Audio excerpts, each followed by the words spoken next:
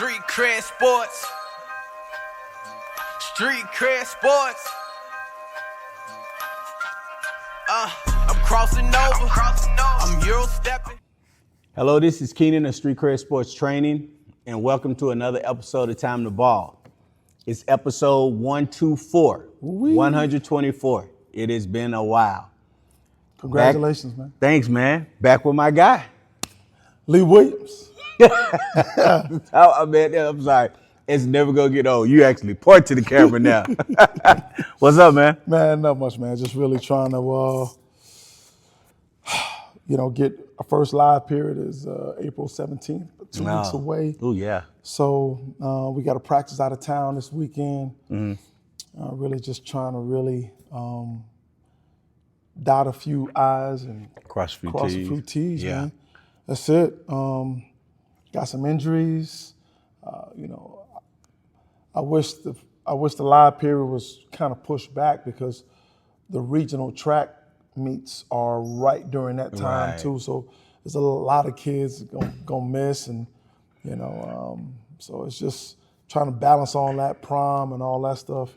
And it's crazy because live period of like so many years ago used to be starting in March, somewhere in that area, like middle or the end. Actually, it was early April. It's always been early April. Kind of early April. That's right. March at some point in time. Yeah. Right. So, but still, I mean, it's I think college coaches are complaining because they wanted to push back the portal, and because now the portal's only 15 days, and if your coach left, you have an extra 15 days. So, right. It's just a lot going on. So we got about 4 kids in the portal right now, and so a couple of them have got some good traction. So just trying to really lock in a place where they can find a home. Yeah, it is. Yeah, 1,200 kids, over 1,200 kids in the portal. Was it not Texas, but Tennessee lost their entire roster? Yeah, the Tennessee situation was, I think the players got together and said, you know what, she doesn't deserve us, and they just the recruits decommitted. Yeah, I saw that. It's just been a bad year for her. It's unfortunate. And she knows better than that. And, senior night, she played the kid 15 minutes in the fourth and 15 seconds in the fourth. Wow. All her parents were there, all her family was there. Yeah, you got and even if she's not somebody who plays a lot, she's more of a role player. Let's say, or somebody a practice player, right? You got to give her some minutes. That first, you got to find first quarter, give her some, let her get her feet wet and stuff. And, I mean, she's a college player, so it's not like she's going to hurt you that bad, right? But hopefully she grows as a coach. Sometimes it takes really bad things to happen for some people to realize, like, damn, I was wrong. I need to do better. Yeah. Because with everybody leaving, that's her problem. That sends a message. Yeah, it does. It does. And so I don't want her to lose her job. I think that's gonna happen, man. I mean, I don't want her to. But when you lose your entire roster and you had all of these things that happen throughout the season. Yeah. Right? Now look, it's bad. Texas, he's losing, I think, three to four top players. And then I want to say, somebody was decommitting from South Carolina to go to Texas probably because they figured they were going to get more burn. Right? But that's not as bad. He made Final Four. It's not as bad. He's not losing his. But when you lose your entire roster, you think about the Virginia coach who got fired, and then there was an investigation that it was culture issues going on in there. And it's like, I'm not saying kids need to be coddled. You can coach hard and be, and love them and do it the right way. So I don't know what went on in Virginia, but it had to be some bad things for her to lose her job after making the tournament. Yeah, for me, I think it's a balance. You're trying to build culture. I think overall society is super sensitive now. Yeah. You almost have to find creative ways to be honest with people now because everything's taken so personal. And so I think that's a parental, and I think people are really hesitant to hold players accountable. Yeah, yeah. And so I had a situation in practice where, we're talking about some defensive principles, and so I said, hey, have you guys? And I've got some kids on my team from high schools that are pretty solid on defense. Mm-hmm. So I was kind of alarmed, like, no, we hadn't heard that before. I'm like, excuse me? I said, well, how to, I went on to say, like, and I'm not going to name the high schools, but I went on to say, hey, look, well, how do they teach this? They tell us where to be in position. Well, that's the same thing. Right. I said, so you guys are choosing not to do it. Mm-hmm. Everybody wants to blame high school coaches for not teaching this and this and that. I said, you guys are just choosing not to do it. Yeah. Just because it's different terminology, that doesn't mean it's not being taught. Right. So kudos to all the high school coaches here in town in El Paso, the kids that I have. Just let you know I'm holding them accountable, especially in regards to what they've been taught in high school. Right. And so, because it just translates to us, it may be a different term, a different way of doing it. Right. But I was really upset. I was hot. I was really hot. Well, we've seen him get hot over here, so we can just imagine him getting hot in his practices. It's a little different. It's a little different. I'm sure it is. So, high school coaches, thank you. I appreciate you. Yes, sir. I appreciate you. You guys don't really get enough of that, and I'm here to say, I'm not a kiss up type guy, but what's happening needs to be said, and so thank you all. I appreciate it. Yeah, shout out. All right, so we're gonna have to tag that and put it in the social media universe so the coaches can see. I mean, it's important because, from trainers to high school coaches to even college coaches and club coaches, like, if kid doesn't perform or you lose a game, the coach is trash. Yeah. The kid does well, they win the game, it's the kids. So we got to start supporting each other a little bit better than we're doing. Right. And so I try to make it a point to do that. Right. Okay. All right, so let's get into things that interest us. I want to start out with the NBA. Okay. I want to say shout out to the NBA. I got your message loud and clear that the regular season doesn't matter. So I'm going to stop tuning in How you figure to the that? regular season. Well, because you got people tanking. You got teams tanking, right? Yeah, but they're being fine. Yeah, but not enough of them. But they're still being tanked, right? Yeah. And then Steph comes back, and then now all of a sudden, I think they're supposed to play the Lakers tonight, and he's not playing due to injury management. Man, you got two more games. You mean he can't play? No, but why would you play him? They're gonna win anyway. Yeah, I know that, but you got to get him in. Okay, here's why. The game against who was it? Other day who was it against that they lost? Houston. The Rockets. Mm-hmm. End of the game, Steph bringing the ball up. Yeah. Draymond they were gonna set a double stagger screen for him. Okay. Dre came, set the screen. Steph comes over. Podensky. I hope I'm not messing your name up, man. Yeah. Stood there and watched. So Steph, tried to make a difficult, one of his patented shooting fall-away threes. Mm-hmm. After that, Draymond's looking at him like, you're supposed to be coming up. Podensky comes over and sets that second screen. Steph's going to get that shot because now he's going to be guarded by Sengun, right?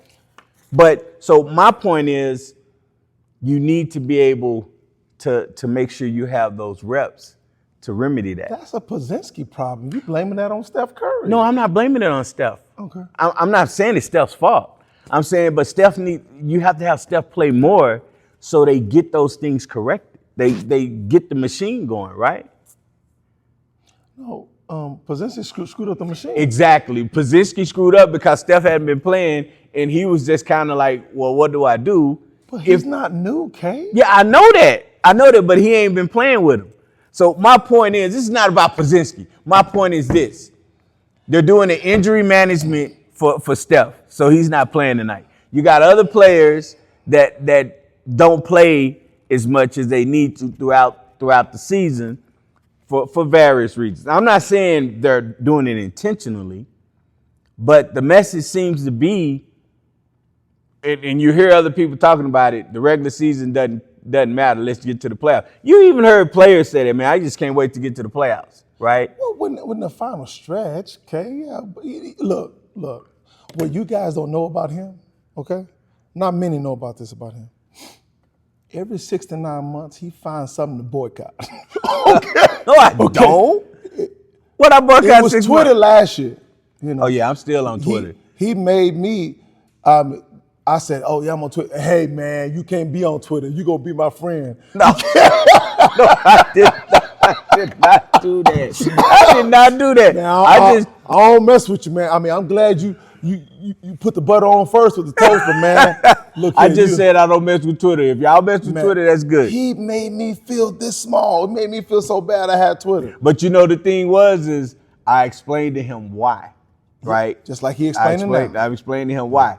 Now this is more me venting or being like a crybaby in a sense, right? Because I'm like upset. But I'm just saying it seems to be every year it's getting to where you're not seeing teams really compete at a high level. The whole 82 games.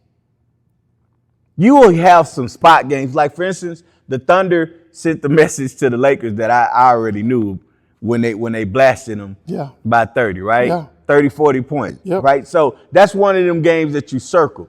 But throughout the year, you should have competitive games. But then you have guys like, oh, this guy's out for, such and such. And they're just trying to get to the playoffs. And that's fine.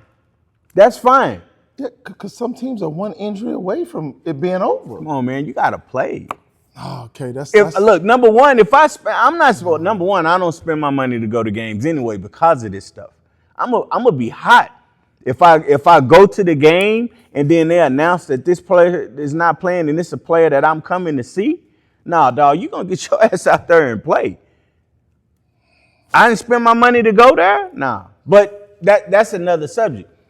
I'm just saying, I'm trying to make a case here. I'm trying to start something. I'm just saying, it doesn't feel like the regular season matters as much as it used to. There's 2 games left, Kay. I know, but okay. Well, so if they rest him a game, then he gets he's almost got 2 weeks of rest and rest. No, he doesn't get 2 weeks because the play-in starts next week. Okay. Well, he gets more days of rest, Kay. The more days he gets, the better he's going to be. Dog, he been out for like 2 months. Yeah, but he was hurt. I know, but he was resting. I don't think so, man. What was he doing during the 2 months? Rehabbing, right? He's rehabbing. But I'm saying, you get the reps in the practice for those guys. Well, that last minute situation didn't seem to show that. Well, I mean, his game is gonna be his game. I'm just saying, getting the continuity because you haven't been there with everybody. They need to know. They need to be reintroduced into what they need to be doing in certain situations. Obviously, Pozinski he forgot what he was supposed to be doing. He forgets a lot of things. A lot of things. All right, look, I was trying to make a case, with the NBA, and I was about to start something that was going to go viral and get like 400 billion, trillion, 100,000 views, and then the NBA was going to message me and say, yo, Kay, come on, man, put out something positive. But, yeah, I know that ain't happening, dog. I mean, man, they're making guys play 65 games and you can't. Nobody care about that. I'm talking about playing. I'm talking about I want to see them going at it. How many, look, back in the day, I hate to be the back in the day dude, but back in the day, if it was like, yo, they playing each other, you knew that you was about to see a good game. Yeah, but this is where the analytics have come in. Yeah, we need to get them. We need to get them nerds out of there. Facts. For sure. All right, I tried, y'all. I tried. He wants to boycott something. All right, well, hey, look. Every 6 months, I want to boycott something. All right, so next subject is about the podcast wars beef. Okay. Man, I don't know what's going on. It's getting. Hey, yeah. Hey, look. Full disclosure. It's getting crazy. We not beefing with nobody. We want everybody to win. Yes, sir. Our podcast is coming from a different perspective. Right. With me being a basketball trainer, talking about that. I don't know. I mean, okay. So what are you talking about? You talking like, look, there's a podcast called All the Smoke. Steven Jackson and Matt Barnes, okay? Mm-hmm. Now, we know Stephen A. Smith has his podcast and everything. Right. Well, Stephen A. Smith has said some things within the last year, and you could go back. There are numerous things that make you kind of, when you read it, you kind of turn your head looking at the side like, man, what you trying to say? Yeah. Right? So, he made his thing about LeBron. He don't like him. Matt Barnes called him out saying, you talking about LeBron making comments about Memphis when he's golfing with white guys, and you made these disparaging comments about Kamala Harris, Jasmine Crockett, and I think it was somebody else. I can't remember. Right? So then Stephen A. Smith comes back and goes at Matt Barnes. Then Matt Barnes comes back and goes at Stephen A. Smith. Then Stephen A. Smith goes back at Matt Barnes. And while this is happening, Stephen Jackson goes at Stephen A. Smith. Then Stephen A. Smith goes at Stephen Jackson. Then Stephen Jackson goes at everybody else. And then the other podcast with not Big Pun. What's his name? Fat Joe. Fat Joe. God, Fat Joe, Noriega, and somebody else. Noriega talking about how he was in the space with Stephen Jackson, and he didn't say nothing about no beef. And I'm like, yo, man, this is getting out of hand. I feel like Biggie and Tupac again. Yeah, it's sometimes it doesn't seem real to me. I know with the Stephen A. thing, I've always considered Stephen A., not here recently in the last 3 to 4 years, but I always kind of consider him the voice of certain people, NBA guys. Yeah. Certain people that are trying to really come up like he is. Right. To me, I've always seen him as the big brother to kind of bring people in, which he has. And then it's beyond disappointing when you hear him go at certain people that are either trying to come up like he is or are well respected by certain communities, and he goes after. Yeah. It just, then he's getting into politics and he's one that just he cannot see himself. He's got a problem. He's changed. He's changed a lot. And it's like all you have to do is go back and look at him when Skip was on there. And then once Skip left and he was on there, by himself and, what was it? I think it was somebody else before Molly. Mm-hmm. And First Take started. He was different, with the stuff he did and how he talked. Yeah, you have to be, but he's really different. Yeah, like I was like, I say, I read something and I'm like, I'm looking at the phone, I'm like, man, what you talking about? Like, yo, dog, you got sisters, you got a mom, and you talking like this? Yeah, he's talked about women of color pretty bad. Yeah, man. Yeah, so. And I think he just needs to leave that stuff alone. That's too late. I've tried to give him the benefit of the doubt, because I always try to look at whatever somebody says, and I'll try to look at it from different sides, different points of view, and try to take my thought out of it, my process, just to see if I'm missing something. And I keep doing that, and it keeps coming like, dog, no, bro, you can't be, So he's lost me. I feel, the thing is now it's like people will do something wrong, and then they say, oh, I'm sorry. And then, people take him back. And I know we're supposed to be forgiving and stuff, but I don't know if he can come back from this. Well, he can. He's intelligent enough. But I think he really, for him to absolve himself of all this, he's really got to have a come to Jesus meeting. Yeah. And really, as they say, own your nonsense. Yeah. If it'd be different if two people were saying it. Yeah, no, it's everybody. You have a whole community saying it. And then when like he called Matt Barnes, see, he was out of pocket because he called Matt Barnes an influencer. Oh, right? Wow. Oh, right. Wow. Now maybe he was talking about somebody else, but when he said podcasting influencer and he was talking about Matt, that's the message I got. Now, I could be wrong. I could maybe listen to it again and dissect it, but that's what I gathered from it because it was like he was trying to big up him. To me, you need somebody that's bigger than him to sit him down and say, man, what you doing? No. And at that point, he'll listen. Well, at this point, the only type of person that can sit him down has got to be somebody he respects, and he just doesn't seem to respect the community that he needs to respect. I would say Michael Wilborn, maybe Charles Barkley, maybe Jordan. And then for him to say, I haven't changed, y'all changed. Yeah. Just because I got that check. And I'm like, I was like, yo, hey, he coming up. And then it was like, we were laughing because they was like, yo, he's Steven on everything. He got that money. He's everywhere now, right? Right. And it's funny because the same thing, Charles Barkley, he's everywhere. Right.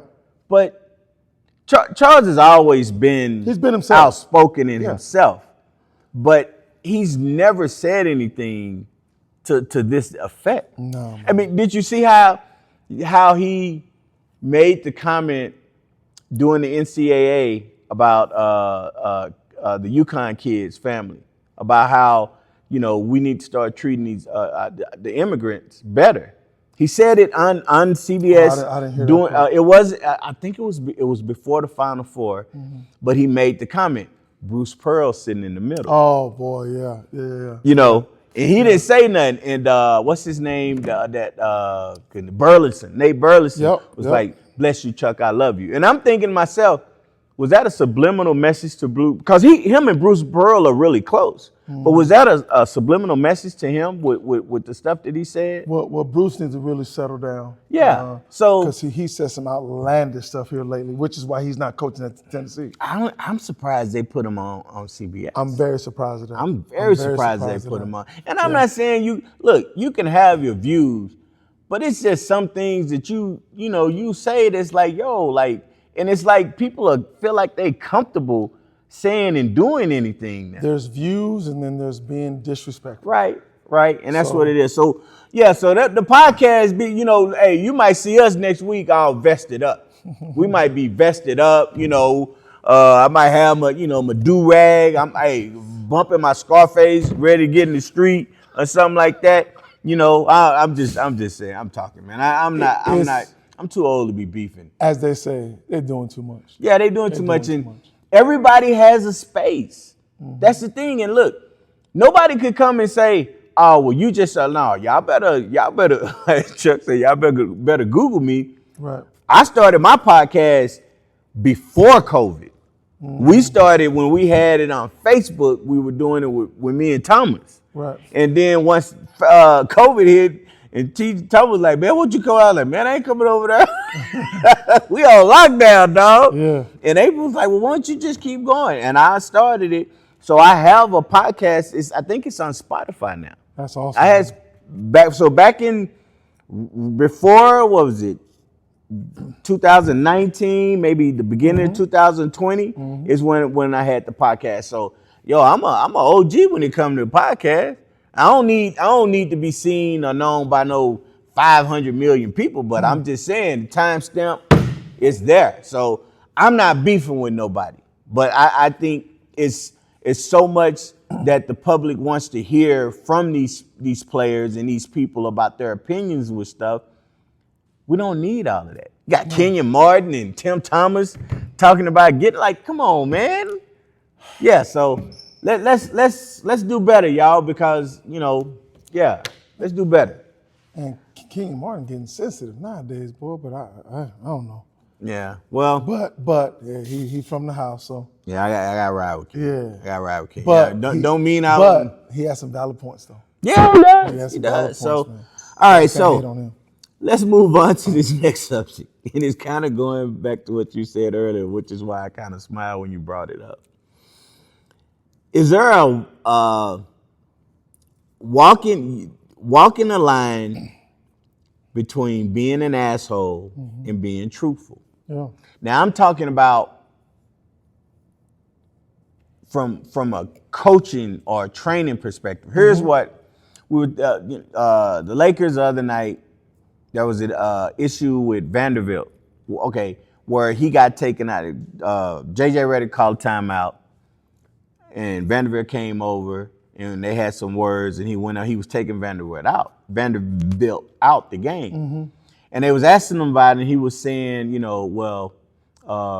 Rui wasn't doing what he was supposed to be doing, so I took him out, right? And then they was like, well, what happened with Vanderbilt? And he was like, well, there was some, disagreements and stuff on that, and I took him out.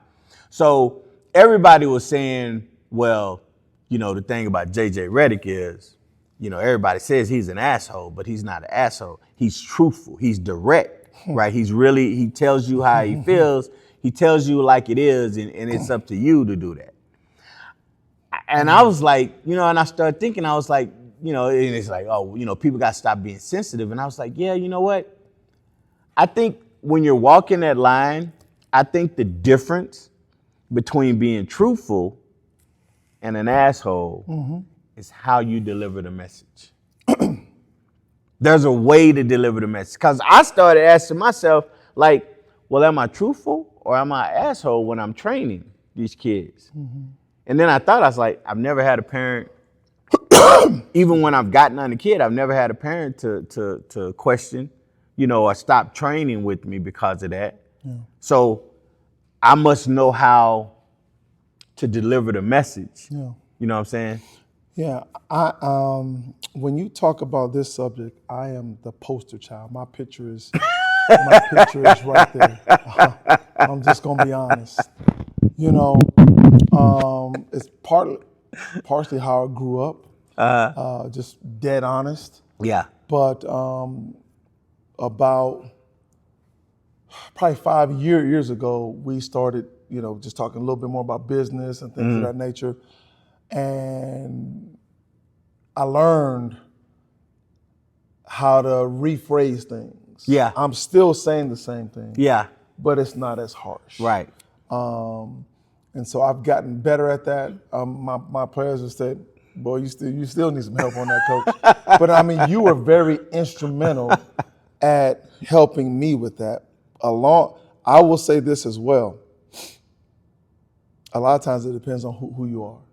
Because two people can say the same thing. Right, and it's heard differently. And it's heard differently. Yeah. But for the most part, really how you say it is very important. Yeah, I think you can deliver the same message. It's just like what you said. And I'm not even saying you gotta deliver it soft. When you're talking, you can be direct and upfront, but it's sometimes it's that extra stuff. I know there were times where people would tell me, like what you said, and I'd be like, he said what? Oh yeah. I was like, no, he didn't. Yeah, man. But now it's different where, and it's like you're still getting the message across. Right. And to your point, I think people have gotten to where they would rather you not tell them what they're doing wrong. And it's like you have to. That's what growth is about. Completely, no excuses. I'm not trying to Stephen A. Smith anybody, but for me, sometimes when I curbed my delivery, they didn't get it. Yeah. They didn't get it. So for me, when you don't get it, I got to give you the shock value. Right. Right. And so that's where people say, oh, this guy's an a-hole, oh, that Coach Lee, man, I would never play for him. And then they talk to some of my players like, oh, man, he's funny. Yeah. He loves, man, oh, Coach Lee loves his players. He'll do anything for them. Do you know he did this? And they're like, what? Yeah. That guy? Yeah. So it's, for me, I've always, from a coaching perspective, a teaching perspective, I've always seen this as a bank. I am going to put as many deposits in as possible. I'm going to show you that I care for you. Right. I'm going to show you that I love you. I'm going to give you, I'm going to show you I'm giving you everything I have. Right. So that when I need to get on you about something, right. regardless of how I get on you, I've made those deposits. Right. So I can withdraw. Right. So, I mean, that's just how I see it. So I think being called an a-hole, you may not have enough deposits to, now, some people, they have a lot of deposits. They're just a-holes. There's some people that and to your point, what I usually tell people is, I say you want to stay away from people who are always yelling. I said, because you think about it, all you hear is yelling. People get used to you just yelling. So now when you really need to make a point, you're going to yell. Yeah, it's mute. And I said, but the person who's soft-spoken, who never yells, when that person yells, everybody's attention snaps because that's not what that person usually does, right? No doubt. So, no I mean, I think it is. You have to walk a line, and I have to look at life. The craziest thing is, I'm not somebody who's out in the stratosphere. I mean, people know of the business, but I have to look at it and say, I have to be. I've never been, just for the record, I've never been an asshole, but I have to make sure that I'm extra, nice when it comes to certain things, because somebody could be saying, oh yeah, we saw the owner of Street Cred Sports and he's this and that, and don't go there and I don't want that. So, I mean, but it's not really in my nature to be like that. I think I'm too nice. I think I'm too nice and too much of a people person with helping and stuff. But yeah, it's a fine line between walking it. And it was just interesting because when they said, well, he's not asshole, he's truthful. But when you look at how he talks, it's a condescending tone. Absolutely. It's a very condescending JJ tone. Redick has a tone where he tries to create the narrative that you're an idiot. Yeah. And he is superior, and so that's something I've never, ever wanted to ever do or try to do. But one thing I want to shout out you for is, when there were a plethora of people call me an a-hole, you smiled and said, you know what, he's an acquired taste. And then he tilted his head to the left or right, would say, yeah, he's a little bit of both, but just an acquired taste. Yeah, you are. And that helped me. And I am an acquired taste. But I mean, it goes to reason because you don't have an organization and be as good of an organization as you've been for as many years. What is it, 14 years now? I think so. 13 to 14 years. Carrier one. Yeah. You don't have an organization and be as successful as you are without being a good person, right?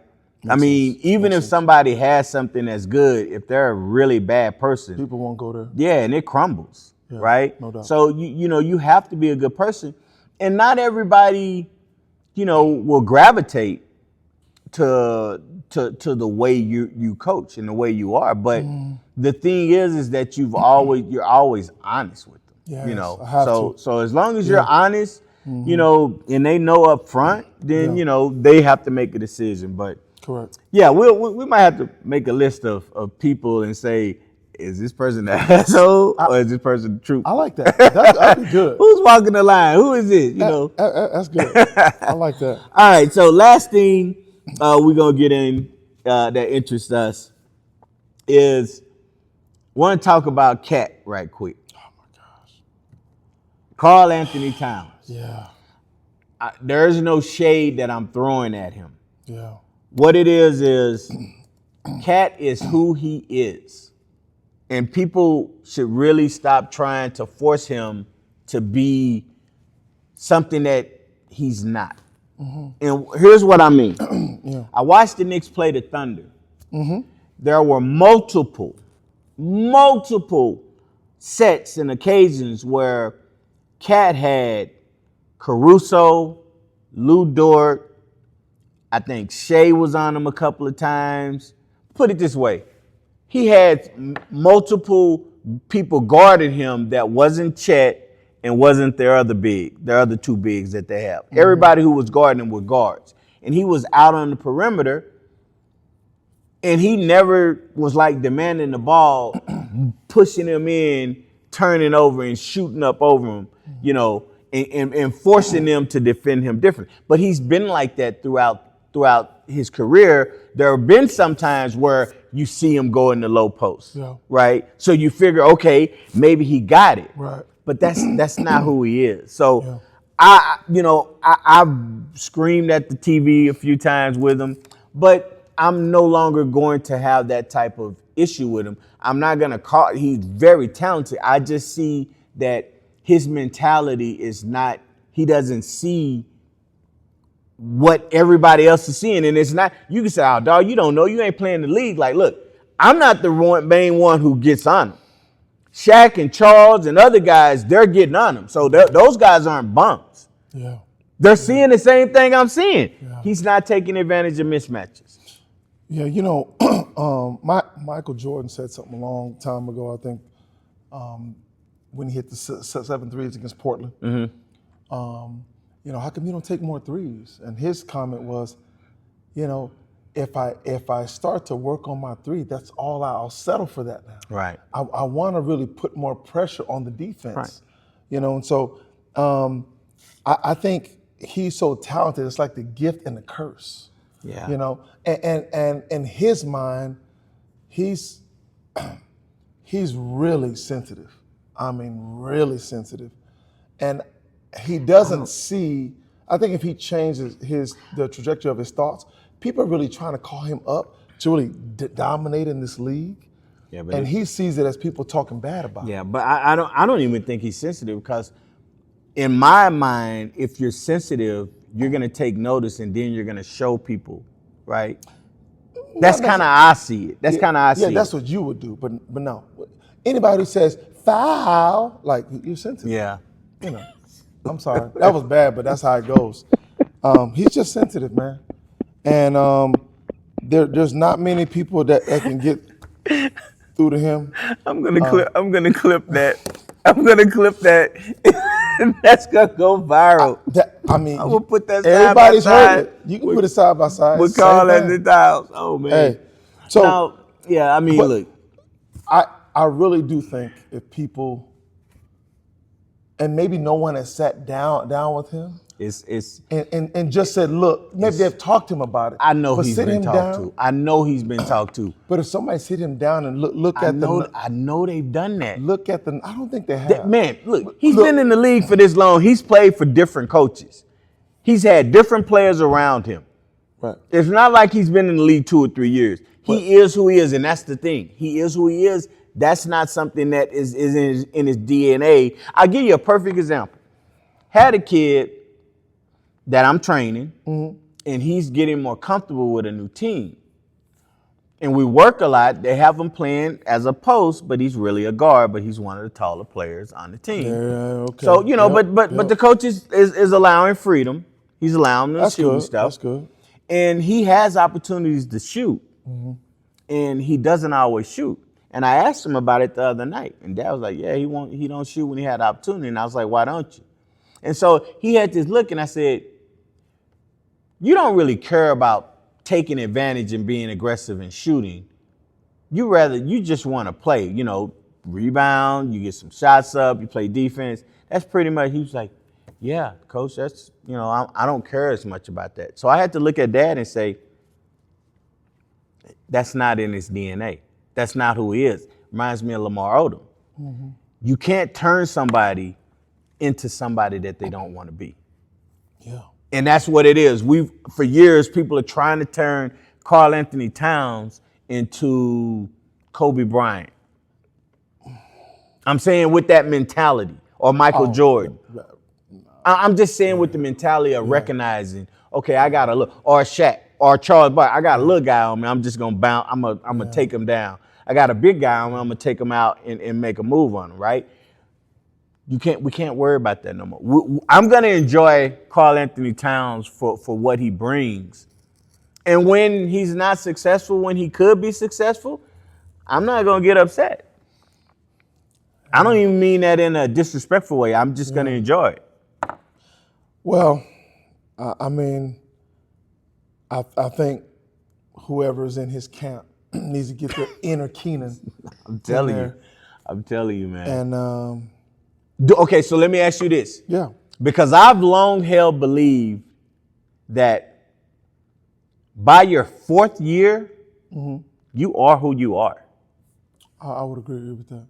He's been in the league, 7? Well, I'm not going to agree with that because there's a small segment of people that can transform and do those things. True. But I would say more than 85% of people in the league, on all professional sports and maybe in life, they are who they are. Would you say it's the way the game is played? No, they are who they are. It is the way the game is played. No, is Joel and Joker like that? What we talking about? No, but you said that's the way the game's played. I'm saying, are they like that? Does goodness? They shoot a lot of jump shots, Kay. Yeah, but because they have the advantage. But when they have the other advantage, they drop in and get you in the post. When they get a switch on them. And you put one of the small when Alex Caruso would double or switch on Joker dropped him in down low. Yeah, but again, you talking about two different players. I get that, but what I'm saying that's my point. Most guys are who they are. Two different positions too. Right. So, all right, we're gonna leave it at there. But you're right. We'll see what happens. He'll have a game or two where he'll go in the post and we'll be like, he finally got it, but he didn't. Because I've actually seen that movie.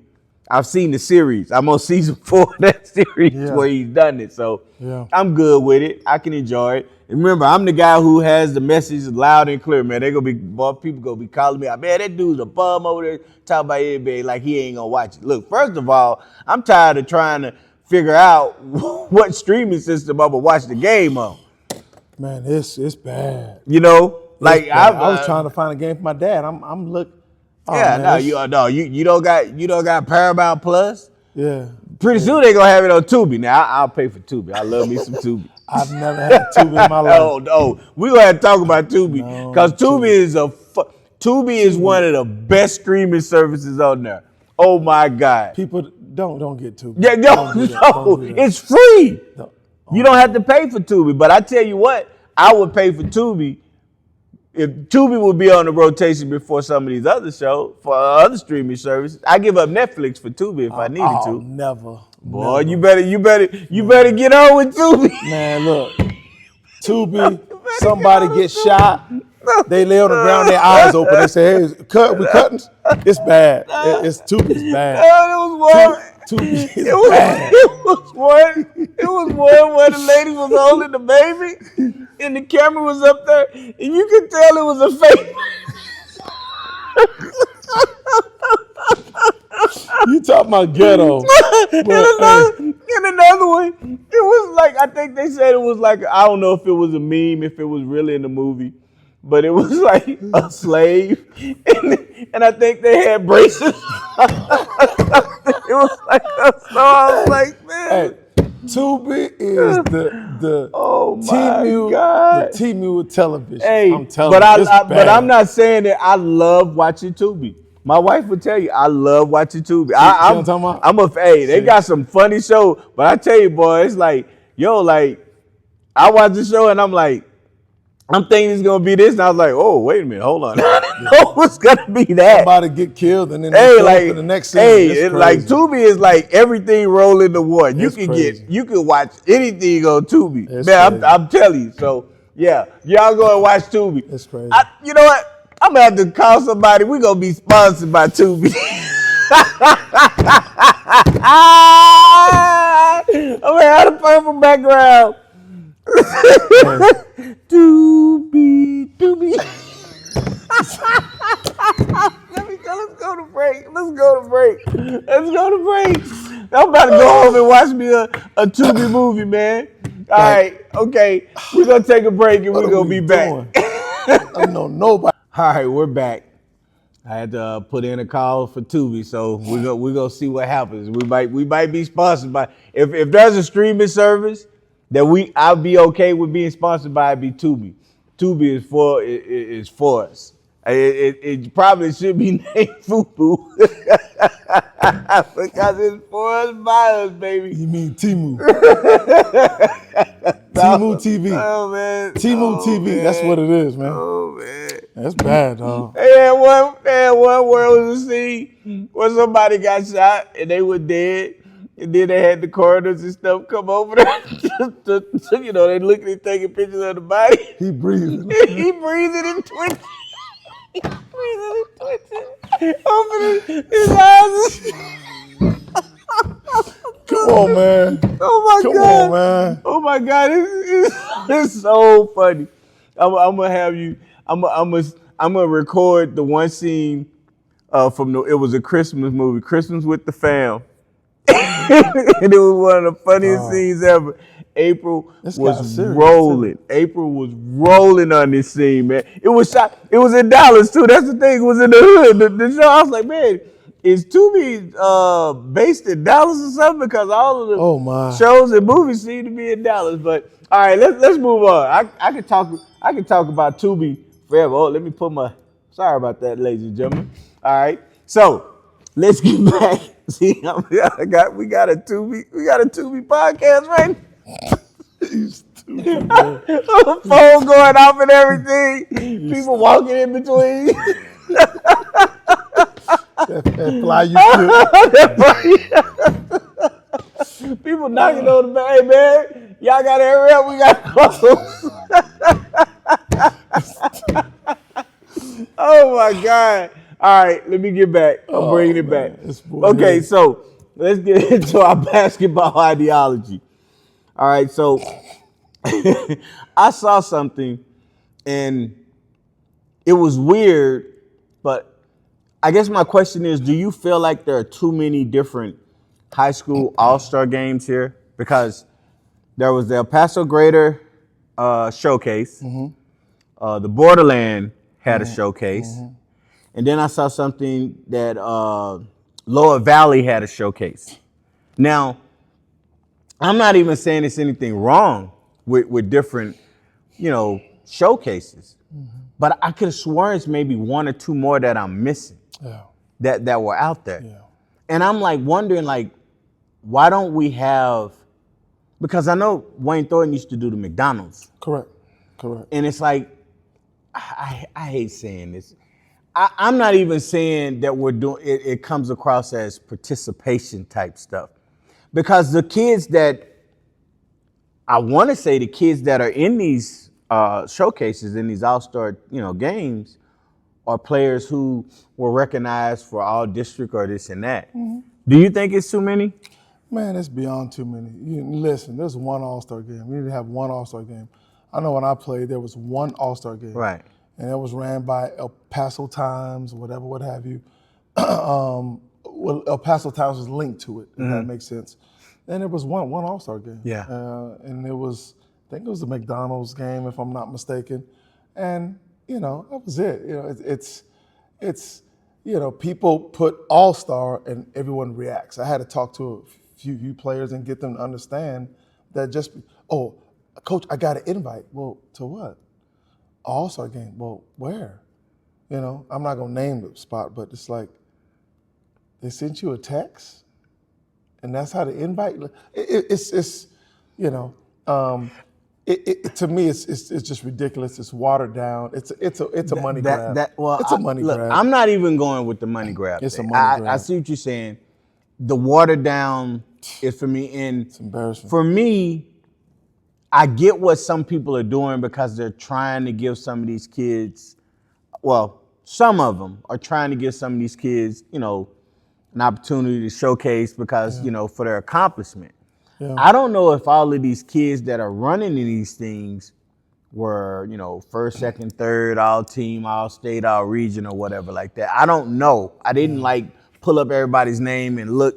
But when you would think if they're listing them, such and such will be at the such and such showcase, such and such who was first team all district or co-MVP or all state or all regional will be in the showcase. I didn't see any of that. I will say it's okay. How many people should be in the All-Star game?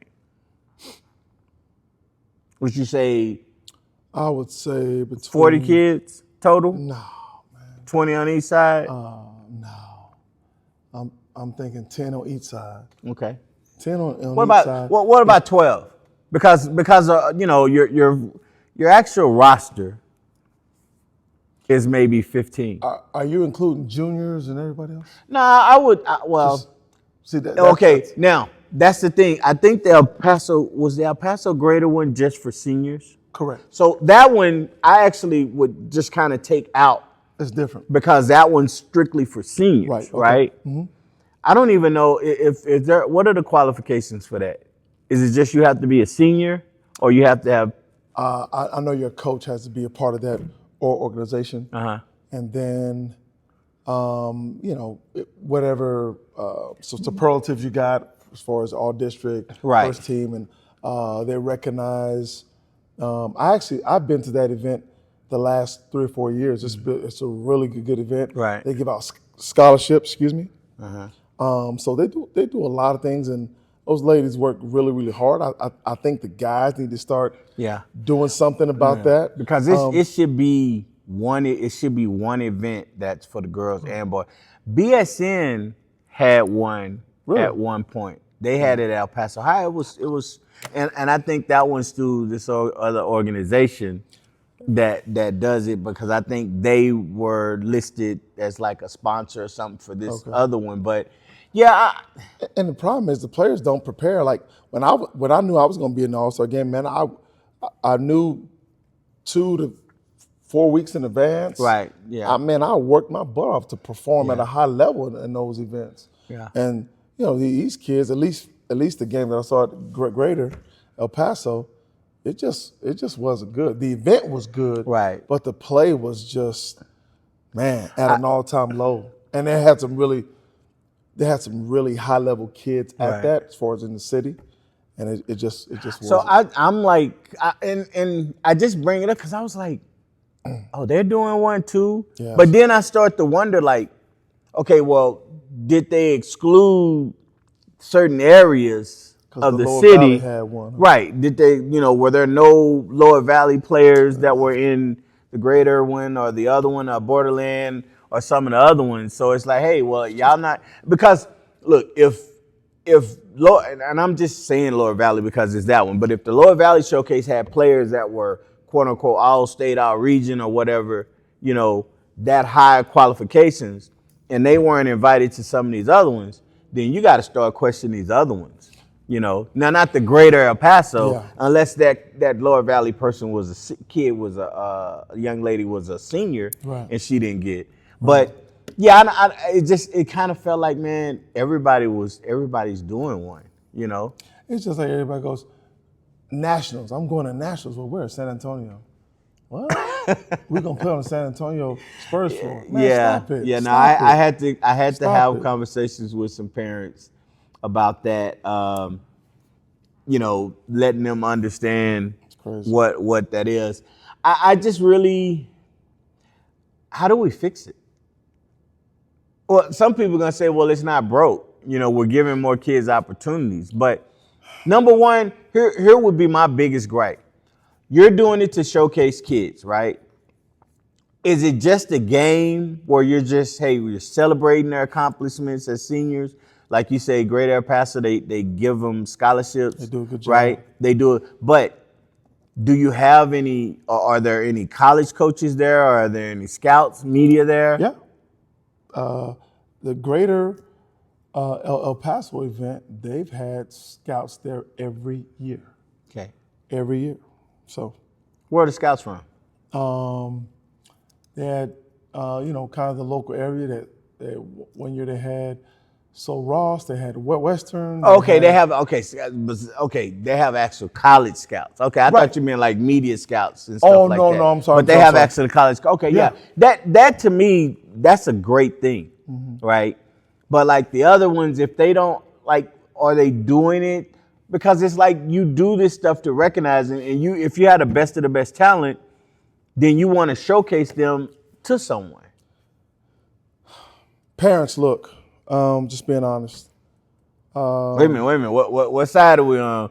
Okay, here's the a-hole side. Here's the truthful side. What side are we on right now? Okay, all right, we're gonna stay on the truthful side. I've kind of transitioned.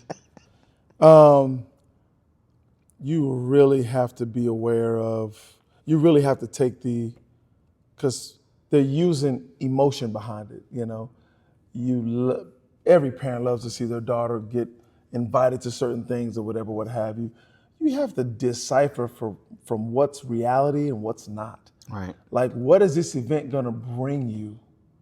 Like, I'm missing a practice or an important practice for a travel team event because I got a text message and I got invited to this. And I'm not being disrespectful because I know some of these people and I'm friends with some of these people.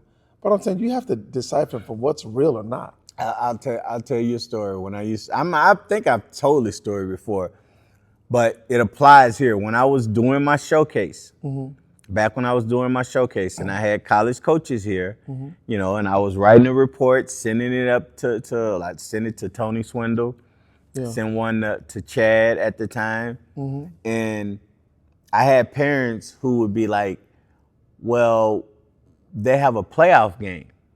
They're going to go to the playoff game. And I'm like, well, what do you mean? It's like, well, we'll come for a little bit, but they got a playoff game. And I'm like, a local playoff. I was like, so there are college coaches here. And these coaches were actually offering on the spot. Wow. They were junior colleges. They were offering on the spot. And I was trying to wrap my head around, so you're going to go to play in a high school tournament where there's absolutely no eyes on them. None. And we have an event here where you're playing against really good, there's never been any bums. There were never any bums in our showcases. Everybody who was there deserved to be there on the floor, right? And you're going to play with these kids, and you have coaches who are there who can offer you, but you're gonna go play. Change your life. And I got so upset because I was trying to understand, am I looking at this wrong? I'm bringing coaches here. I'm putting on an event where you can get an actual scholarship if you're good enough, but you choose to leave to go play in a high school tournament, in a high school local tournament, city league tournament, where there's nobody there. Everybody's doing a tournament every other weekend, right?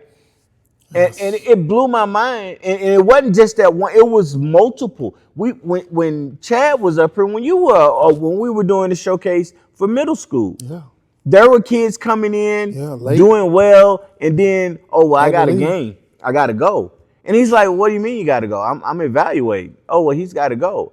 And then they was like, well, do you think he's going to be invited? And he's like, I'll get back to you. And I told him, because I told the people, I was like, Why would you leave?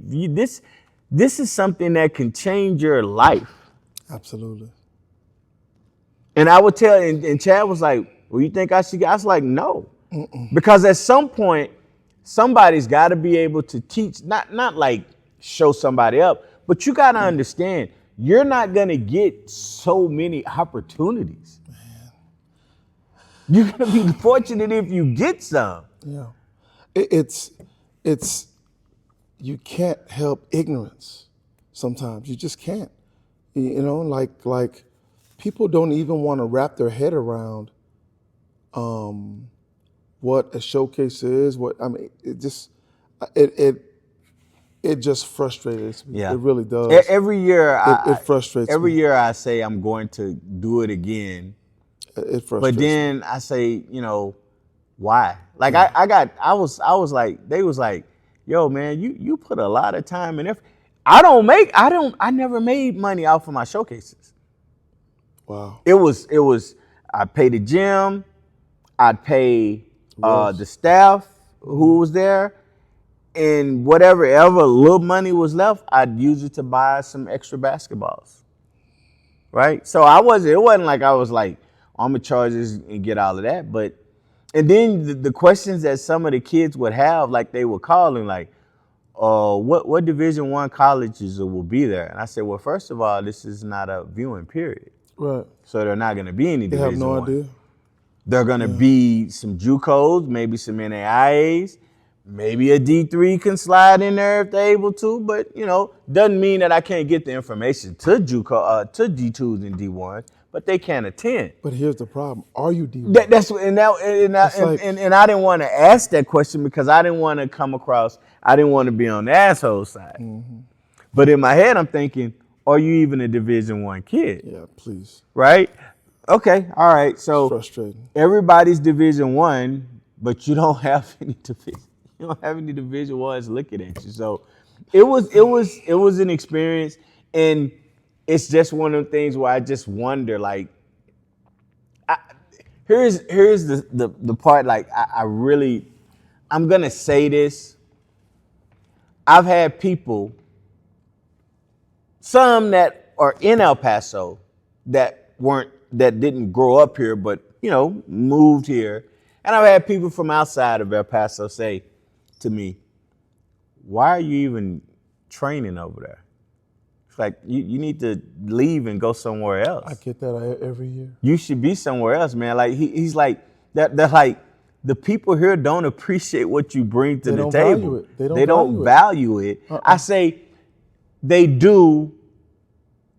It's just kind of an education thing that you try to go through to try to make sure, because I have a lot of great people that follow, what we say. Mm-hmm. But then there are so many out there that are getting wrong information, and it's like, and it's like, I'm just like, yeah, I hear what you're saying.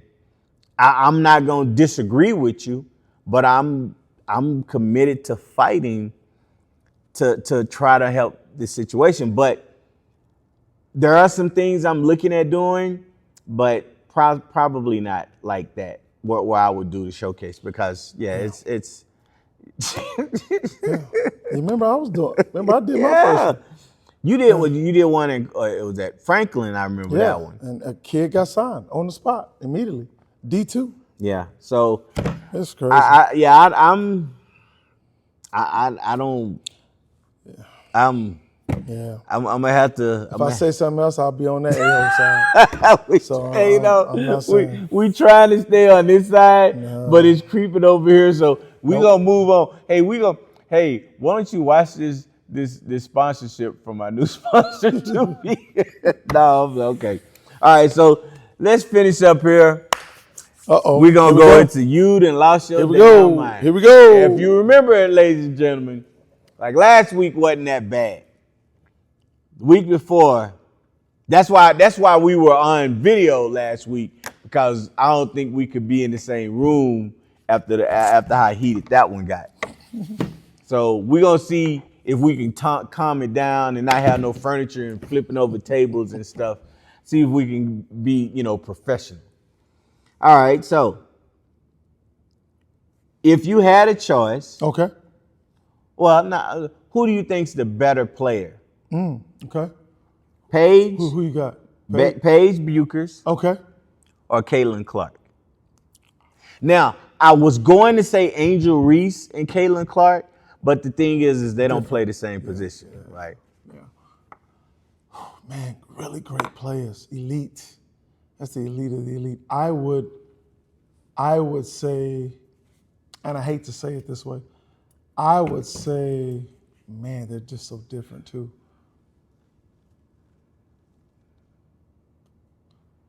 I would say I would give Caitlyn Clark the edge, just because her range and her passing. I think her passing is highly underrated. Oh yeah, Highly underrated. I don't think it is. She is an excellent passer. What her shooting is so astronomical. Like her, I actually like her passing better than her shooting. Well, you are who you are, but I'm saying the average fan, they don't see that. Yeah. Her passing is elite. Yeah, she is. Super elite. Elite. She makes others better. Yeah. Immediately, and so not that Paige is to be slighted. Yeah. Now I would give the edge. I would give the edge to Caitlyn. Yeah. I love Paige, and I was Paige's mid-range game. Oh yeah, her mid-range. I think her mid-range game is probably more elite than Caitlyn. Absolutely, Yeah. absolutely. But one of the reasons I would give it to Caitlyn is that word, gravity. The gravity Caitlyn brings to a game is Steph-like. Very. Well, the scouting report says one thing, right? Scouting report says what you got to do, but when she is being guarded the full length of the court, whether she has the ball or not, and when she comes across court, when she gets the ball, they're sending two directly at her. For sure. And they're just like, she can have 40 assists. Yeah. And they can win by 10. That's gravity. So for those of you who don't understand what I mean when I say gravity, what I'm saying is this person has loomed so large on the floor. You're not just guarding this person with one player. You're not just guarding this person with two players. Right. You're really having three eyes on this player every time they're on the floor. Right. Think of Steph, especially when Steph gets it going. They try to keep him from even touching the ball, right? They will grab him and hold him and all of that stuff. So you get other people getting wide open shots because he has at least three eyes on him at all times. Yeah. I mean, they both have great size. Yeah. I really like the way Paige comes off screens. Yes. And she manipulates the defense. Yeah. Man, she does that so well. Reminds me of Clay, like especially in the mid-range. I see that. I mean, if those two ever played together, that'd be a dangerous combination. Yeah. Oh my. Yeah. Oh my. That two would big guards. Yeah. Like that, because Paige will take you in the post. Yeah, and I like that. Now Caitlyn doesn't play with her back to or she hasn't thus far in her career played with her back to the basket. Right. Paige has that in there, but the gravity for me, and I think Caitlyn's a little bit more electric with her shooting and her passing, and so I give the edge to Caitlyn. But like if I'm giving Caitlyn 5 stars, I'm giving Paige like 4.5. I mean, absolutely. Absolutely. Now the one thing with Caitlyn that she definitely has to clean up is that whining. For sure.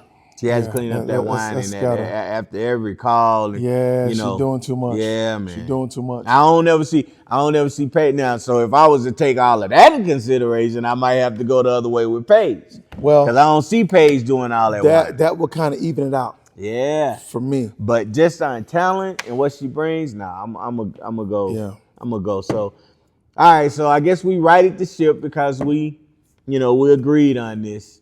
Like mines, man. Yeah, well, we wasn't like two weeks ago, were we? It was different, it was bad. I got a text from April saying, "Hey, give him hell." So I had to do my job. Oh man, well, we hope you enjoyed this arduous. I'm on my SAT words right now.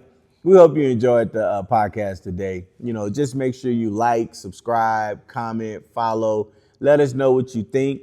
If you agree with something we said, if you don't, there have been people who are like, man, y'all know what the hell y'all talking about, and that's good. We deleted them and they blocked, but we'll never know. No, I'm just playing. I don't delete or block anybody, even the dude who called me Uncle Phil. I don't delete him. But yeah, but real talk, yeah, we want to hear what you guys have to say because it's important to us. We're thick-skinned, Now you can't just be, calling us anything, Don't get it twisted.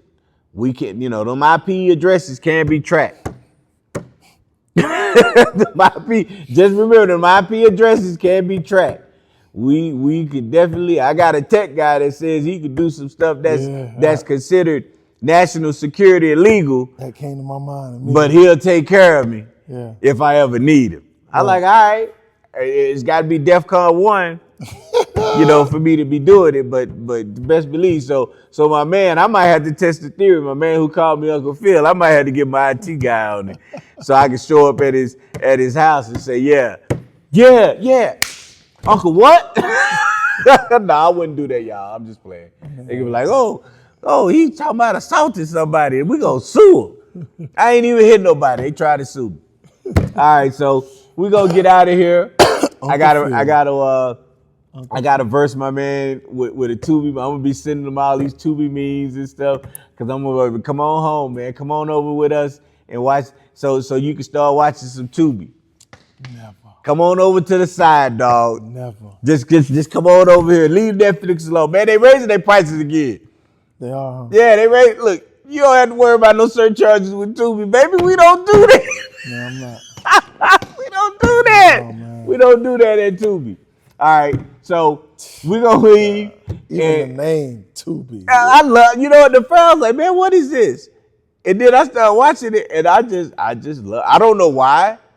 I love the way it comes on. The dog doesn't bark at it when it comes on. The dog can't stand Netflix. You shop on Temu as well? I don't. The missus does. Some of the stuff she's brought, some of the stuff, she's like, yeah, I got this at Temu. I was like, really? Yeah, I don't get everything from Temu. Ladies and gentlemen. Yeah, no, some Nikes, but they were called Nishays or something. Hey, let's get out of here, man. Hey, we gonna leave it like we always do.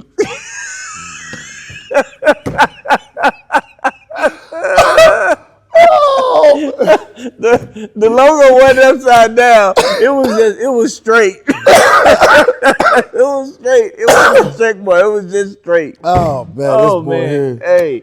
Hey, we gonna end it like we always do. If it was easy, everyone would be doing it. We out. Peace. Street cred sports, say it with your chest. Yeah. Go get it from the net.